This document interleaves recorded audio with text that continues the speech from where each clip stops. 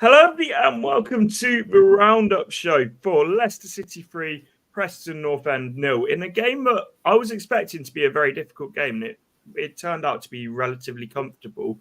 And that makes it 9 wins out of 10 in the Championship for us so far, 5 in a row. And a stat I didn't realise, Chris, until I was just doing my research for this video, we have equalled the amount of wins from last season already, and it is October the 5th. I had forgotten that stat. I thought the stat you were going to say was the fact that we'd equalled the best ever start by any team in the second tier, and then if we beat Stoke on Saturday, we'll create a new record. It's all looking rosy, isn't it, at the moment? It's just like this Championship. What's everybody been saying? It's like at the start of the season, and I don't want to get too carried away because I put a tweet out last night saying something along the lines of these are supposedly the third best team in the league, and they looked absolutely awful. What's the record points total for going up? See, and it's like, as much as it's tongue in cheek, I was expecting a lot more from Preston. I thought they were very, very poor. They were. I've literally about half an hour ago just come off my preview for the Stoke game, and I was talking to a Stoke fan who was very much how we were sort of this time last season. It's like, oh, here we go again. We're going to struggle, blah blah blah. And I did say to him before, I said, you're going to have to forgive us because me and Dave, who did the show with me, we sat there with these huge grins on our face every time we're looking at the stats or every time we're talking about our season. But I said, this time last season, God, we were depressed. How bad couldn't buy a win, did we? No, well, we couldn't buy a player, let's be honest with you, let alone a win. I mean, so, and everybody's sort of, saying, and the Stoke City fan was saying the same. It's like, oh, well, we don't expect to win. You're a Premier League team. And I said, but we're not a Premier League team because this wasn't the team that we had in the Premier League. But let's enjoy it. I mean, there's so much that is, that can go wrong with Leicester. And we know that. If you've supported Leicester long enough, it's the proverbial, roller coaster ride. Let's just enjoy it for what it is. It's winning. It's fantastic. Yeah. That's it. And if you can't enjoy a start like we've had, then you're never going to enjoy football. But I think the thing yesterday that impressed me the most, and as I said, I just thought Preston were poor. They're there's one thing coming to the King Power setting up to get men behind the ball and make yourself hard to break down. But then you think you'll offer something on the counter attack and be a threat at the other end of the pitch, which a fair few teams who've come to the King Power so far this season have done that. I think pretty much everyone we face, particularly at home, are going to play a low block. And I don't think there's sort of too much argument about that. But they offer nothing going the other way apart from one chance before half time. They had one striker up front on his own. And I think it was Matt Elliott said he must be the loneliest man in Leicester tonight. Yeah. he was up there. I had a bit of a dig, and everybody's entitled to their opinion. There's no opinions are wrong, no opinions are right. It's football. We'll have different opinions. But I don't know whether you get him on your chat. We have a guy called Boris, and he loves Vardy, and apparently Vardy should be playing 90 minutes every single game that there is, and he'll win every game for us. But look, he's a nice enough guy. But he was saying, oh, God, this is boring football. This is probably the most boring match I've watched in all season. And yet, I'm sorry, just look, I did a thing earlier. We're top. We've got the most points in the division. We've got the most wins in the division. We've got the least draws. We've got the equal least losses. The equal top goal scored. The least goals conceded. The biggest goal difference. You give me boring every week, mate. Give me boring because... Yes, it was boring at times. In that first half, they came for the draw. They didn't just park the bus; they parked the whole bloody fleet, didn't they? They were 7 back at times. But that's how teams are going to come to us. We've got this huge target on our back: ex-Premier League winners, ex-FA Cup holders. We're the biggest team of the three. No disrespect to the other two that came down. People are going to look at us and go, "We want to come away and hopefully, luckily, get a point." And we're going to have to be patient and wear these teams down. the thing is, yesterday, and Enzo said it perfectly, it was a game that took patience, but like I don't know what people were expecting us, because if we just played like some people wanted us to, just lumping the ball into the box from minute one, just like get it forward and like not actually working space or working any openings, then the Preston defence would have dealt with that all day, and that's probably what they would have wanted. 3 big centre halves just heading the ball away and not really having to deal with a huge amount more than that. But like in terms of the first half, like there were limited moments for us, but in the second half, particularly when we started to fizz the ball about and stretch that Preston defence, caused real problems. And like I know people will say our first goal was very lucky in the way that it fell to Dewsbury Hall, but I've always said this in football: you earn your own luck, because if you move the ball about enough quickly enough in an opposition's final third, their defence aren't going to be able to set and sort of defend with everything in front of them. It's going to become a bit frantic, and that's what happened for the first goal for the Preston defence. Do you remember? I'm sure you remember the 9-0 against Southampton. Yeah, 3 of those goals at least were caused by luck, if you like. You know, the ball coming off the Southampton defender and ending up at Vardy's feet. You do make your own luck, and I mean, yeah, I don't know if Brad's in the southwest. So I don't know if he's watching this, but I bore him to death when I say this, because I'm old enough to remember pre-Fergie days at Man United when Liverpool were the strongest team out there. They were winning everything, and they used to be so patient because they had to be, because everybody went there, you know, with the game plan of trying to frustrate them. But they knew that if they stuck to their game plan, no panic, you know, we didn't start hoofing the ball up and trying any of that. We just stuck to our game plan. And we've seen it, you know, a lot of times this season. Stick to the game plan and we get the win. I mean, whether we win 1-0 or 3-0, we still only get 3 points at the end of the day, but we are getting those wins apart from Hull, obviously.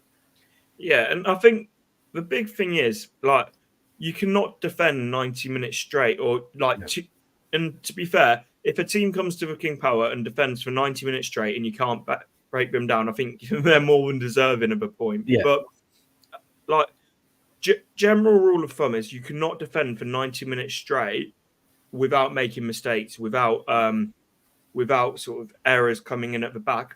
Like, the concentration will drop and mistakes will come in. And it's like yesterday, it was just wave after wave after wave of Leicester attack. And I don't know if this is me just speaking very arrogantly, but I didn't feel like it was if the goal was going to come. It felt like when was the goal going to come? Because like some games this season, the opposition have offered a huge threat going the other direction, and you think you might get caught on the counter.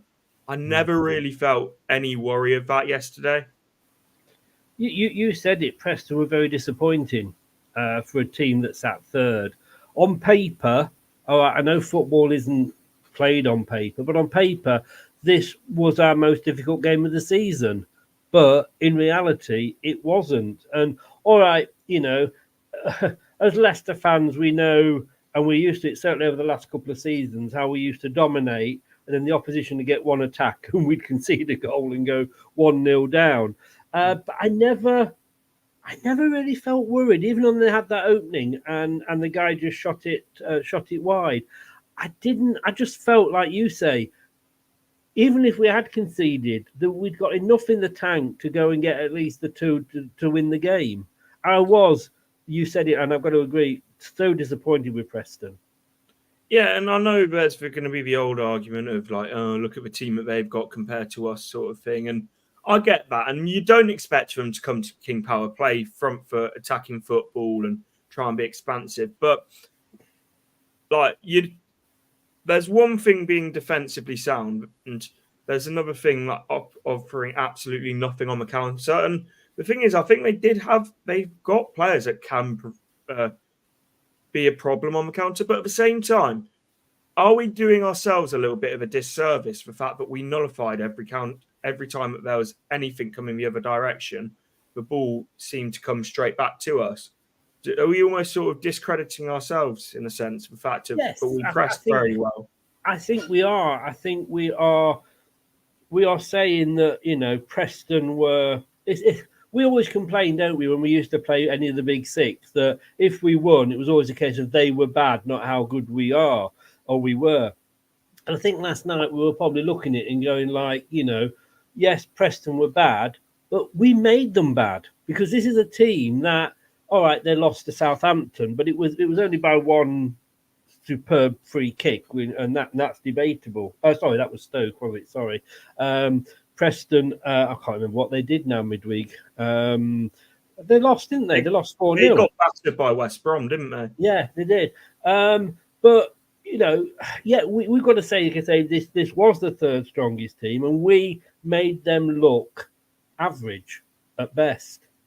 And we've got to give ourselves credit for that. And you've got to also remember, and again, I'm getting my Stokes and my Prestons mixed up here. But I was speaking to the Stoke guy about an hour ago on the show, and he was saying like, well, we've not had a very good start. We're 18th. We've got a load of new players, and they're going to get used to each other and the style of play. Blah, blah. I went, well, so have we. We've got a brand new team virtually on that pitch that haven't played together before.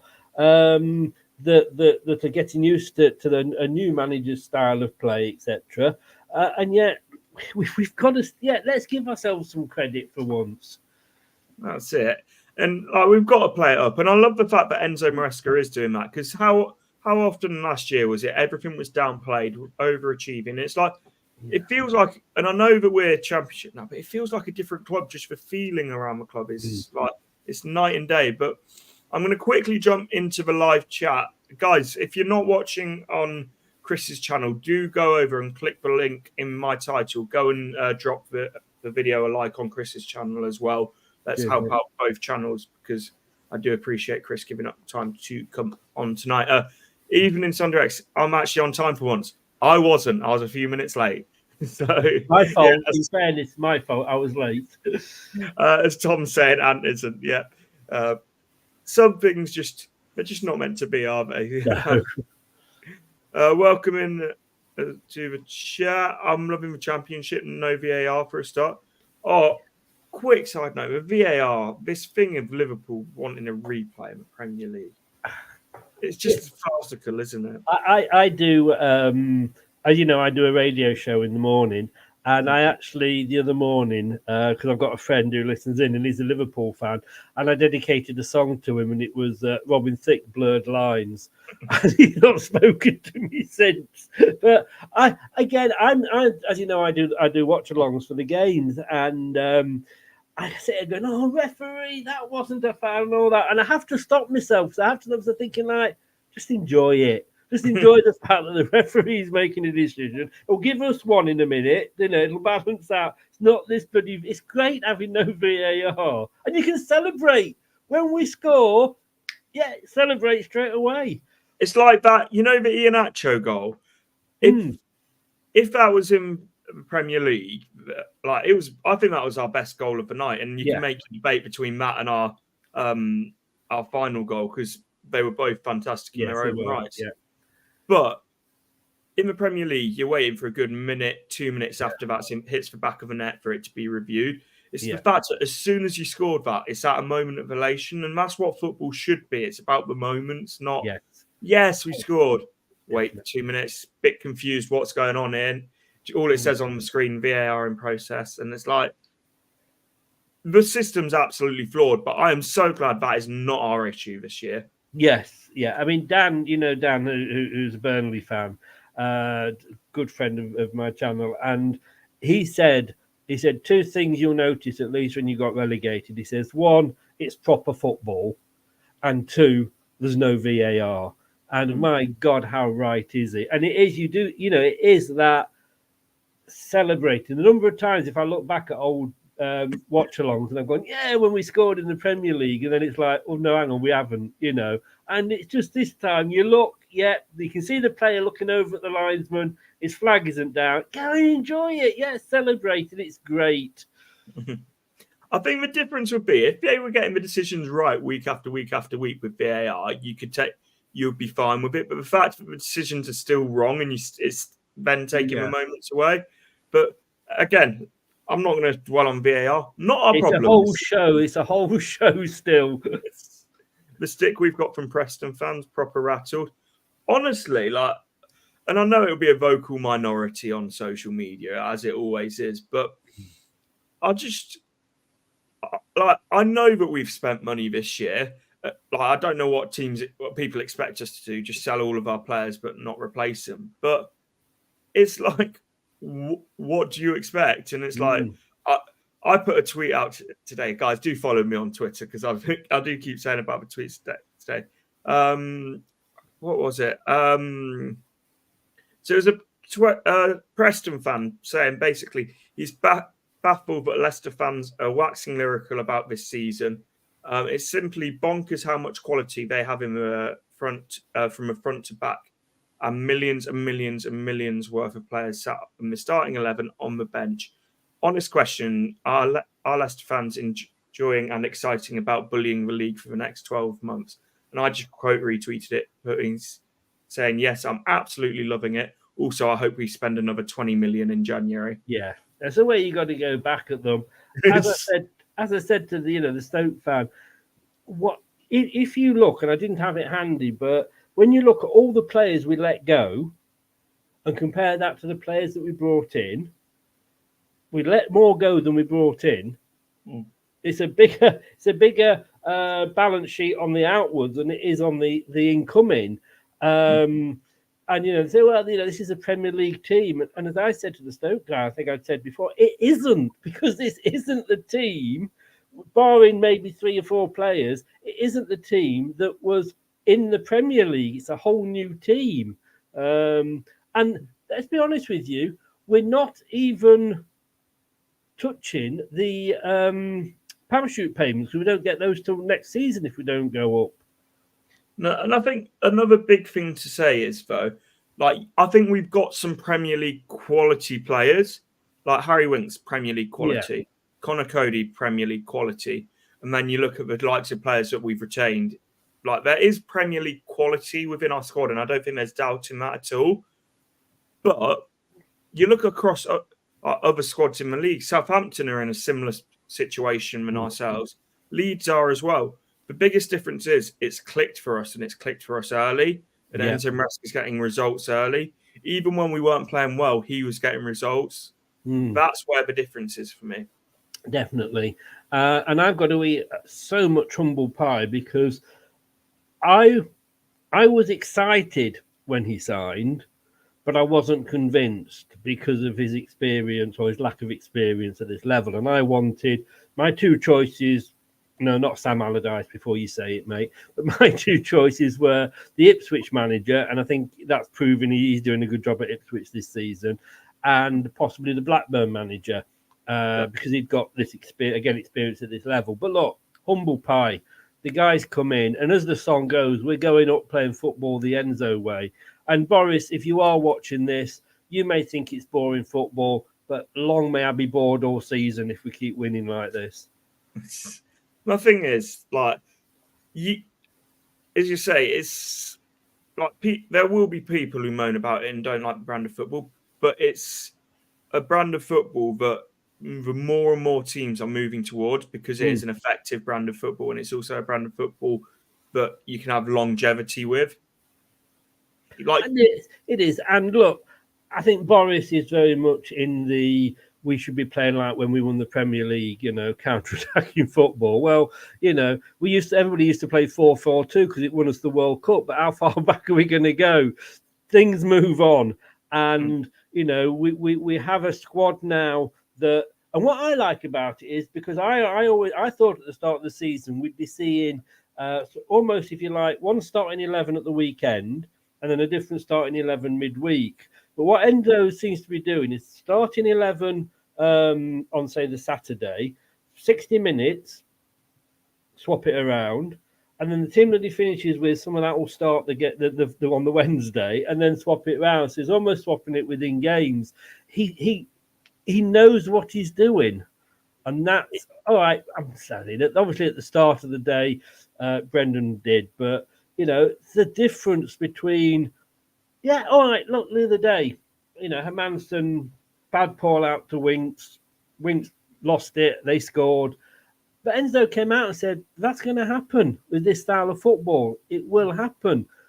But if we're conceding 1, but we're scoring 4 at the other end, again, I'll take that. But when they're doing it, and I don't know if you saw it, and Kate sent it to me, that Vestergaard has got more passes complete or attempted this season so far than Robert Huth or Wes Morgan in the 14-15 season. It doesn't surprise me because it doesn't. With Morgan and Huth, you never really sort of thought of them with the ball at their feet. They were very much edge of the box defenders, weren't they? Yes. Like, never really that high up the pitch. It doesn't surprise me at all. But like, the fact that Vestergaard missing yesterday felt like a loss. Like, I think that in itself is a conversation that we need to have. Because you were talking, and we're going to do a show next week, aren't we? Looking back at the first quarter of the season, and I'm sure Vestergaard will come up. He is my love child this year, and I think I said I always felt a little bit sorry for him because he was bought by a manager who, for some reason, didn't use him in his style of play. So why did he buy him? That is the question, isn't it?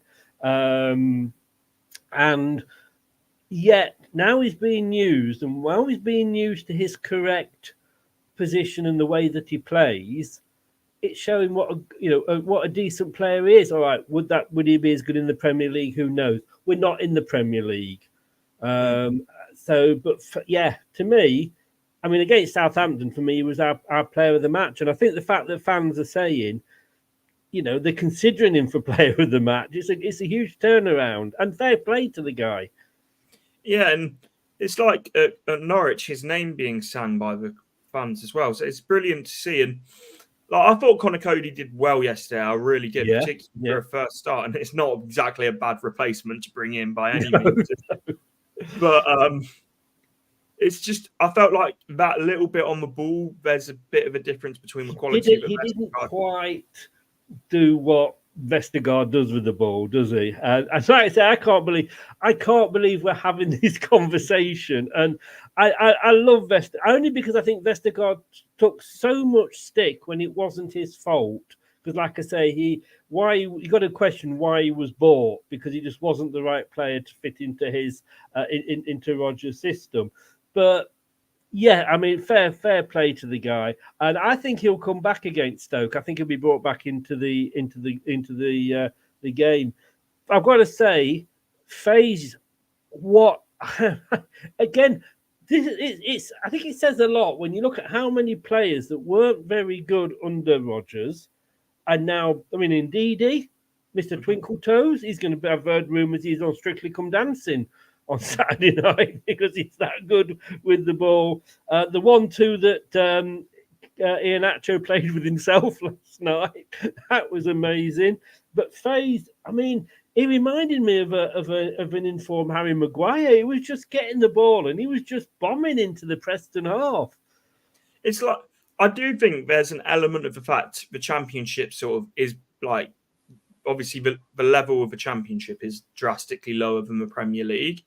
But also, I feel like this system suits FaZe so much more than where we were, than what we were playing last year. Where he's in a back three, where he can get forward, where he can be aggressive, where he can sort of make these bursting runs forward. And like everything about the system just suits FaZe in a back three. Like last year, he made these runs forward, and like if it worked, it was great. If it didn't, you sort of think, oh God, like we're in a bit of hot water here. Not just because of the system, but also the fact to think Dan and Marty being his centre back partnership with Danny Ward as a goalkeeper is not exactly. Sorry, you put a shiver down my back, mate, when you mentioned that name. We're at 30 to 50% of the tactic. I want to hit 70 by the new year, and then we can fill the Seagrave Lake with the opposition tiers. But I would say we're a long way from sort of being a full Enzo ball or whatever you want to call it. But I would say we're about Because he said 20% before, didn't? If I was just putting a number on it, I'd say about 40% of the way to fully. But like the Stoke player said, the Stoke fan said, sorry, not player, the Stoke fan said, there's a lot of changes coming in. We've got players that are having to adapt to a new style, players that haven't played with each other before or to play together before. It's going to take time. And if we're playing like this when we're only 20-30%, God help the teams when we are up to 70%. I think that I've said it for a few times. If we keep improving in the way that I think we will throughout the season, but obviously there will be games that we lose. That's just football. Yeah. But I think there will be a fair few teams that take a decent hiding this year from us. Everybody was saying, including Dan, who's just come in the chat, that Leicester are going to get promoted, and all the bookies were making us favourites. And I was very much as Dan says there, not confident that was going to happen because we didn't know where we were going because we were having a brand new team. Everybody expected us to do a Burnley, and I wasn't sure that we would do. But yes, it's great. It's just great. I actually put a video out last night at the end of the game, a little clip on the show, which was like we won, and I haven't done that for so long, and it felt good. I'm sat here with a huge smile on my face talking about it, and it's been a long long time since I felt like this. Yeah, and it's like as I said earlier, like it's just nice to talk positively about football again, not. Oh, we've conceded a late goal again. We've missed X amount of chances. Oh, we've made stupid mistakes here and there. And ironically, because people who still seem to defend a certain little man was saying about us conceding late goals being a coincidence. Celtic have conceded another late goal last night. Mentality midget. But anyway, let's get back into the live chat. Guys, do leave a like on the stream. Let's get ourselves up to 40 likes. Subscribe to Leicester Till I Die as well. It should be in the title. Just click on the channel. Loving life under Enzo compared to Brenda. Win, lose, or draw. I'm with Enzo. Could never say that. We're under Captain Celtic. I'm not going to be a hypocrite. Brendan Rodgers in that first year, I've never sort of felt as engaged with what a manager was saying. Like maybe Ranieri, like because of how fantastic that season was. But like I thought for that first year, Brendan Rodgers spoke so well and spoke so much sense.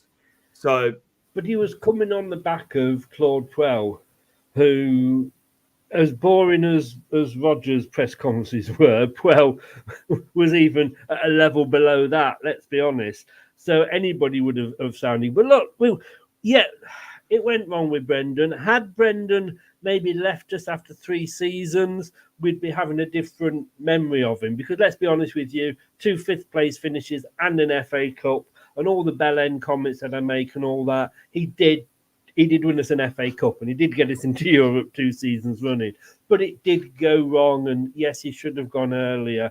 But like I said, Enzo excited me, but I wasn't convinced. But he swapped it round for me, and isn't it great? Because I've not seen a manager on the sidelines with such enthusiasm since Martin O'Neill. The guy actually celebrates when we score a goal. He just doesn't sit there. You know what I mean? And they say, don't they, that after a while an owner ends up looking like his dog. Well, a football team ends up playing like the manager. And that's, I think, was the problem with Brendan at the end. But Enzo, he's got he puts a spring in the step, and he's got some enthusiasm, and that spreads to the crowd and it spreads to the players. You know what? And I don't know if you guys have seen this clip. At full time, when we were attacking again, looking to make it 4-0, you would have thought full time he would have been like straight up fist pumping, brilliant. Like he looked disappointed the full time whistle went whilst we were on the attack. So did FaZe as well, because he was driving forward. And they looked disappointed at 3-0 at full time. Like that says a huge amount about the mentality shift. It does. And you don't want, I mean, under Martin O'Neill, you played for 94, 95, however long many minutes was in the game.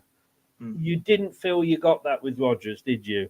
where now you feel like you say, at 3-0, yeah, let's go and get the fourth goal. I know we're still only going to get 3 points, but it could be the deciding factor come the end of the season. Who knows?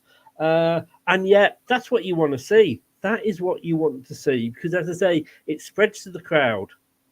Yeah, 100%. And like, I feel like it's been a long time since there's felt this much unity and sort of heading in one direction with like the fans and the manager and the team sort of all feel like there's a unity and heading in the same direction.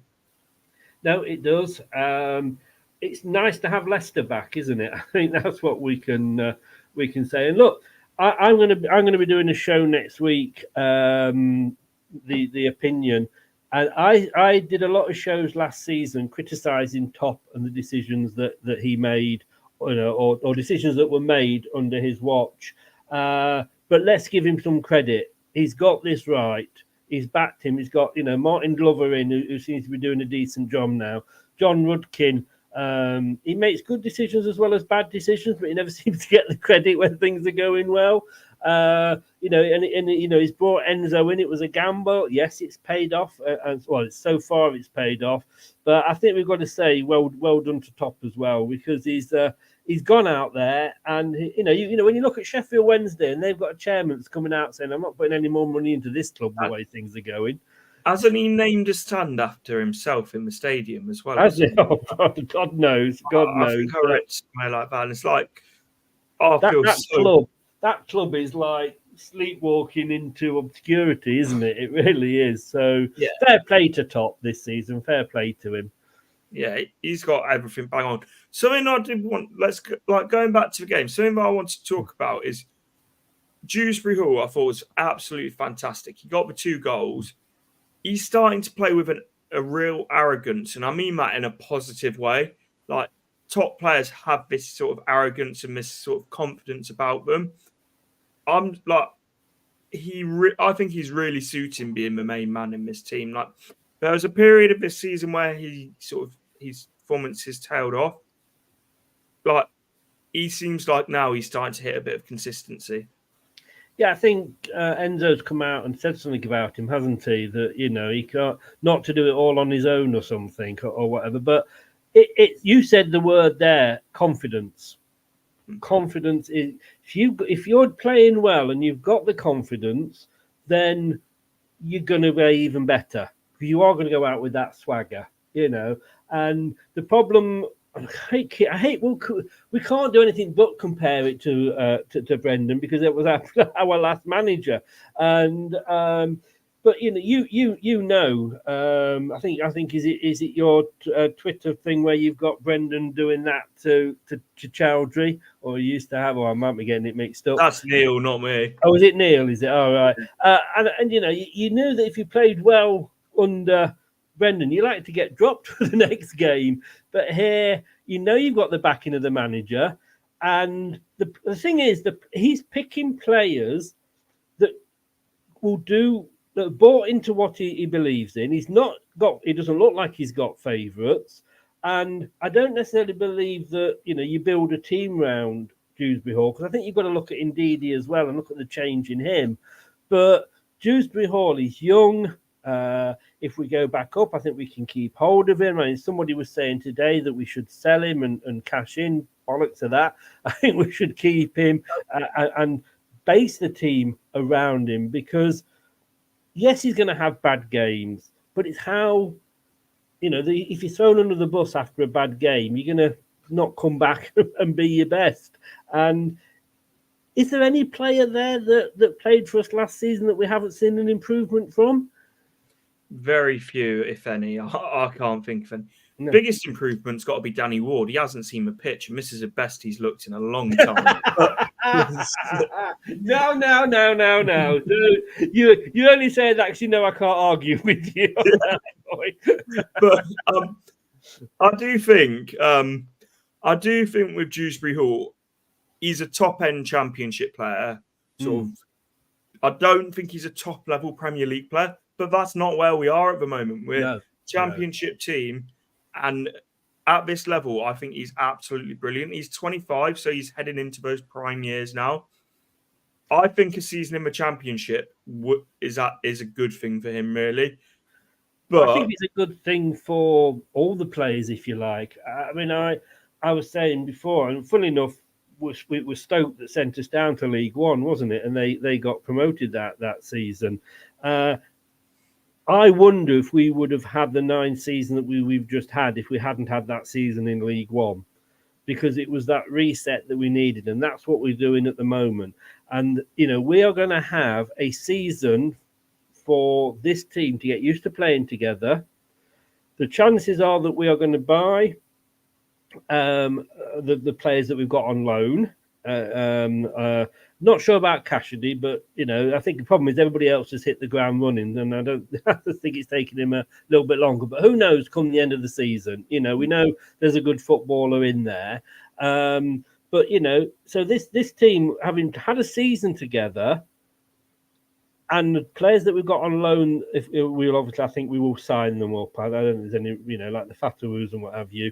I think it will be good that they've had that season down here, and I think we can go up into the Premier League with confidence. That said, look at Burnley. So, but they've had a tough start, in fairness. I think I agree with everything you've said. If we go up, but it's like if we don't go up, then none of these players get signed, and you start to lose your likes of Harry Winks, Connor Cody, James Justin. But that's hopefully not going to be a conversation we'll be having. No. If we don't go up, then it is a completely different conversation that we have. Guys, do leave a like on the stream. Let's get ourselves up to 40 likes on here, and also leave a like on Chris's stream as well. You mentioned the loan players, and someone I wanted to talk about yesterday was Fatawu. I thought some of the quality of balls that he was putting into the box was absolutely brilliant. Like, I think that we've got a real gem there. Like, I think once that first goal comes for him, I could see him really kicking on and being a problem, because everyone talks about Mavididi being a huge threat, and rightly so. But I thought Fatawu yesterday was causing as many problems. Definitely. I mean, what a signing. I know he's on loan, but I think, if we do sign him and it all goes well, I've heard one or two people saying, like, he's a bit greedy sometimes, blah, blah, blah. But if he's not having the shots, then he's not going to have a go at getting a goal. Do you know what I mean? And I mean, that one, I think, was it Fatawu? Wasn't sure whether it was a cross or a shot on goal, but for giving the benefit of the doubt, it was a bit of a Brazilian attempt at a goal. But look, once he gets that first goal, and look at the players that they're keeping out. All right, I know McAtee is injured now, but Marcel, I thought at the start of the season, I thought, oh, he's going to be, a regular. I mean, it's just frightening. And when I looked at that bench yesterday, I looked at the team that was picked, and I thought, I can't fault that at all. All right, mate, I might have started with Iheanacho, but what do I know? When you look at the bench, you think, God, the opposition must be thinking, what the bloody hell's going on here? But it's the quality and depth, isn't it? It's just for this level is absurd. I mean, and I think we had the quality before, but I just don't think we had a manager that used it. No, and this is one of the myths that we had, and we talked about it a lot last year, that we had a smaller squad. Bollocks to that. We had the same 25-man squad that everyone else had, but half of our squad had been thrown under the bus and weren't allowed to even train with the first team anymore. But in terms of our current squad, like the fact that you're bringing on players like Iheanacho, Atgun as well, I thought was brilliant. I think he looks like a real tidy player. Who, sorry? Yunus Atgun. Oh God, yes. I don't think he's getting. I feel a bit sorry for him because I think he should be getting a bit more game time, if anything. But the thing is, all of them came on, and all of them looked. They all sort of. I don't want to say improved what we're doing, but they all offered quality off the bench. And you look at the KDH final goal. That was started from Iheanacho dropping deep, brilliant link-up play. But then, this is going under the radar. Watch the replay back of how much he busts a bollock to get in the box, and get on the end of the Albrighton cross. It's like before. I think he probably would have done that link-up play and been able to play it out to Albrighton. I don't think you see that desire to get on the end of a cross. It's unfortunate that Iheanacho didn't score that goal, because I think that would, if it had, it would have been one of the goal of the season. Oh yeah, I mean, like I said earlier, that 1-2 he did with himself, that's amazing, and that's something I don't think he ever gets credit for. He can, the things he can do with the ball. And let's give some credit to Albrighton, because it was a fantastic ball into the box. You know, there was a time when we think, and we've always loved Albrighton, but there was a time when he was coming on, and you think, like, well, really? But again, a player that was dismissed by Brendan, let go out on loan. It's great to have him to be able to come on the pitch and put that sort of ball into the box, because if you're not getting the ball in the box, you're not going to score.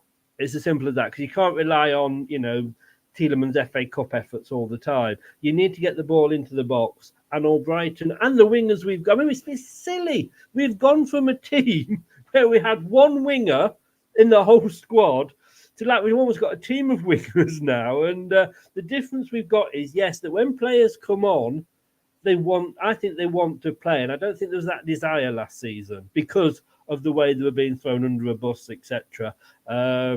And, you know, you'll be sat there thinking, like, oh, stick me on for about a minute just so I get me bonus. I don't, apart from that. But the players come on, they look hungry, and the thing is, he's not necessarily changing the system, is he? You know, he's not going to a different formation or playing a different style, but he's just saying, right, okay, you know, put another player on there and you'll cause a bit of a different problem for the defender or whatever you, but still keep the same style. And he knows what he's doing with his substitutions. Yeah, they all feel like they've got a purpose, and there's a reasoning behind them. Yes, and it's so nice to see players coming off the bench who really are, like, they want to be playing, and they want to be playing for Leicester. Which there was so many issues last year, and I hate to keep referring to last year, but as you said earlier, it's what we've got to compare to. Yeah, last year it felt like very much going through the motions. Players that knew that they were going, regardless, stay up, go down. Doesn't really bother me. I'm not going to be at Leicester next year. Compared to players that we've got on loan that are very much playing for a move to Leicester, or players that we've got at the moment who are playing to be a Premier League footballer. Well, this is it. You've got that challenge, and I think it was. I think a lot of players realised that the time was up for the club in the Premier League. And I think the thing as well is you had players, and I think you'll know who I'm referring to here, that you've got players that knew that even if they didn't play well, they would get picked and they'd be on the team sheet to be starting the next game. Youri Tielemans. So I don't think that helps either.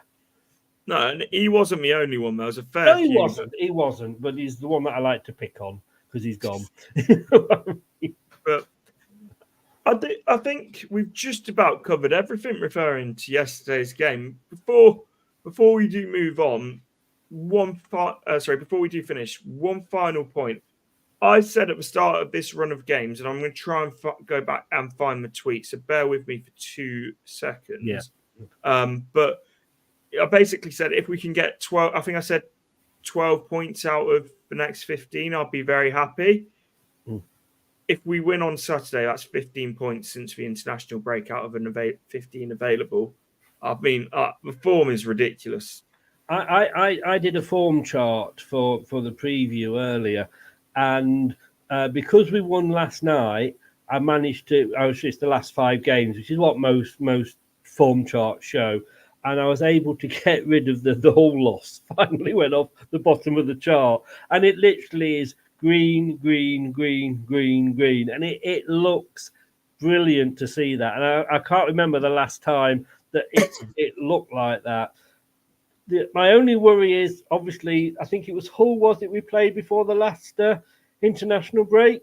So hopefully some of the players aren't thinking about playing for the national teams. But I don't think Enzo will let that happen. And I see a reasonably comfortable win, to be honest with you. I'm hoping so. And it's like last year, you got players that sort of were injured. International duty came about, and they're already fit and available. The fact that we don't have that this year, I think, is a huge positive. I think as well, one of the interesting things is that come January, I think we're actually only going to lose 3, maximum 4 players. Everybody seems to be really concerned about the AFCON Cup in January. I don't think it's going to affect us that much. I don't. And also, something that people seem to forget is we've got Tom Cannon, who obviously hasn't played yet. Is that sharing on screen now? I'm not showing that, but yeah, but that's our recent form guide. I didn't know if you wanted to bring it up or not, but I mean, how good does that look?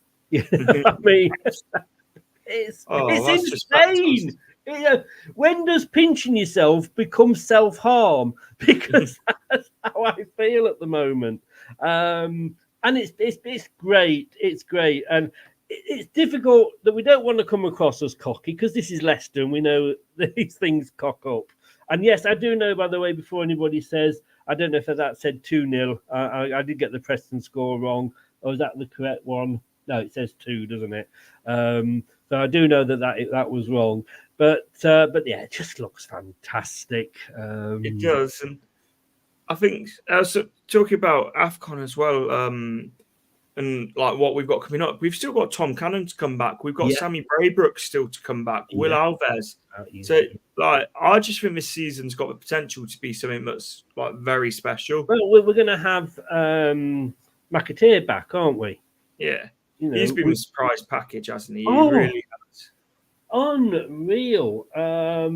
Was it McAteer that played against Northampton, or was it Marcel who played against Northampton in the pre-season? I think it was Marcel. It was Marcel, and he played on the left. And then I looked at that and thought, wow, we've got a bit of a play. And that was Marcel. We've got a bit of a player here. And, he scored a goal. But, yeah, these young players that are coming through, I think we're going to be all right in January. Like you say, I really do. Yeah, and as I said earlier on my tweet, I hope we spend another 20 million, partly just to see the tears of the other championship clubs, but also because I think that like we could do potentially with 1 or 2 more extra players, but the quality we've got at the moment is just absolutely fantastic. It is. I mean, it was mentioned earlier. I'm not sure who it was. It might have been Sanderax when we were saying about what Oh no, it was Tom. Sorry, Tom Bombadini. The one player that's probably has disappointed is Daka, but didn't we just talk about this about Iheanacho? Because Daka is, to my mind, the Iheanacho of the current team because he's not getting on. He is sort of third choice. We know there's a decent player in there, but again, is he the sort of player that Enzo needs? And it'd be interesting to see if Vardy does get injured, will it be Daka that steps up, or will, depending obviously who's fit, but will it be Daka who steps up, or will it be Cannon that comes in? It's very interesting to see, but like at the moment, saying of him being third choice, but you can't argue it when we're in our last few games, we've scored 3 against Preston, 4 against Blackburn. You can't. I agree 100%, but I do think we've got to be careful that we don't throw the baby out with the bathwater. Because I do agree, but it's like who's seen as the bigger prospect by the club is Tom Cannon or Daka? Because I think it'll be Tom Cannon because you don't go out and sign a striker for 8 million. Or was it 8 or 6 or whatever Tom Cannon was? Yeah, 7 something, I think it was, yeah. It was interesting because Jordan Blackwell at the Leicestershire Live did a thing about Mads Hermansen. And he was saying like how he got that wrong because he thought, what the hell are we doing buying a goalkeeper? We don't need a goalkeeper, because we've got, we had Danny Ward, and we also had Everson. And I thought Everson was going to be number 1 going into this season. Why did we need a different goalkeeper? Well, Hermansen's come in, and he's got to be the first name on the team sheet, hasn't he? He's playing well. He's that sweeper keeper that all the managers, especially Enzo, likes. And maybe it's going to be the same with Cannon, but we'll see when he's fit. It's a bit of a risk because we signed a player that was injured. But he did well for Preston when he was there last season, didn't he? So yeah, and saying about Hermansen, that pass yesterday where he pinged it about 70 yards to Mavropanos, it's absolutely ridiculous. Like, I loved Kasper Schmeichel, but like the one flaw we always talked about with him was he could never find his man. Like with those, could he? He always found his mates in row B or C, whatever it was. But you're right. You're right, totally. I think as well, Iversen. I think Iverson's a brilliant keeper, but he's not a keeper that's comfortable on the ball. And like to be the sweeper keeper that you referred to that Enzo Maresca wants, you've got to be an extra man in possession. You've got to be a playmaker from the back. You can't be a liability on the ball. And Nate saying it might be the best passer on the team. It's not. The thing is, he says that, and it's not even a ridiculous statement. No. I mean, I'm not laughing at it. I'm laughing with it. I mean, I looked last night, and at one point, Hermansen was almost in the centre circle. He was that far up. And the funny thing is that, again, there's a lot of players moaning about playing out from the back. And yes, it's a risk. We know that. And like I say, we talked about the Wink situation earlier in the show with that goal. But the Preston didn't play that way. Preston were hoofing the ball. You know, their goalkeeper was hoofing the ball up the field from goal kicks. But they got nowhere with it. Every time they did it, and this is why I keep saying that this is it's fundamentally not the way football is played anymore. Every time Preston did it, it gave us the ball back, and they didn't see the ball again for another 5 minutes. Exactly. So if anybody ever says like, "Oh, we shouldn't be playing out from the back," look at Preston last night. Yeah, as I said, they were poor, but they also caused half of their own issues of why they didn't keep the ball. But we also caused them issues as well. Yeah. And we've got to remember that, we've got to stop, it happened a lot in the Premier League that if we beat one of the big boys, it was them that had played bad, not us that had played well. Well, in this league, let's give ourselves some credit because we're stopping these teams playing. We knackered them out trying to run after us to get the ball yesterday. Yeah, 100%. And that's why we score so many late goals because we're tiring teams out because, like, anyone who's played any level of football will know it's 10 times harder to play without the ball than with it. Yeah. And that's why you look at your likes of Arsenal's, your Man City's, your Liverpool's, there's a reason they score so many late goals. And the thing that interests me as well is I mentioned earlier about we won a couple of games last season where we didn't even have a shot on goal. Earlier in the season, against like Southampton and teams like that, we were having 15, 16 shots, not on target, but we were having that number of shots. The last couple of games, we've had fewer shots, but we put 4 past Blackburn, we put 3 past Preston. I think it's the quality of the chances that we're creating because it is now, against certain teams earlier on, it felt like there was sort of taking pot shots because we were getting a bit frustrated, but we couldn't break teams down. The more sort of into the season we're getting, the more it seems like the players are being patient and buying into the idea of breaking teams down and having confidence and faith in the ability in the system that they can do it. Yes, definitely. It's going to be a nice season, I think. I agree. Let's get into the final few comments and then we will wrap the show up. Guys, do leave a like on the stream. I'll keep the cash and spend it after promotion or buy Prem quality youth now. I would have a look in January. Part of me, and I'm being petty as anything, wants Leicester to spend in January just for the tears of the other Championship fan bases. And I know that's pathetic as anything. No, like I said, we've had 18 months at least of misery and not being able to buy players and not enjoying football. So let's just do it. Yeah, if people are going to moan about what we're spending and our quality of players, then that's their problem, not ours. That's it. I think Cannon is very much a player for the future. I wouldn't want to see him messed around the same way Hurst is. Yeah, I agree. I think he's for the future, but I also think he's a player that can have a place this season. I don't think it's a player that's going to start week in, week out, but I do still think that they can be an impact there. There's not. I don't think there's that many players that are starting week in, week out, and that's the thing. Okay, you've got Hermansen, Vestergaard. I can't believe I'm saying that, but I think because of the way that the championship is set with the midweek games and what have you, I think a lot of players are going to have to get used, and I think they are. I think they accepted that they're going to be coming in and going out and coming off after 60 minutes. Yeah, 100%. Final comment. In Jan, I want to get Doyle and Fatu on perm deals. I don't care. That's all we do in Jan. Again, I don't see Bahuri. I don't see, like, both of them have got, Fatu's got an option to buy.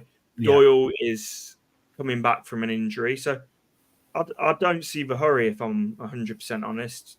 And do you think, like you say, Fatu isn't going to be a problem because he has got that option to buy. So if we want him, we can have him basically. So there's no worry there.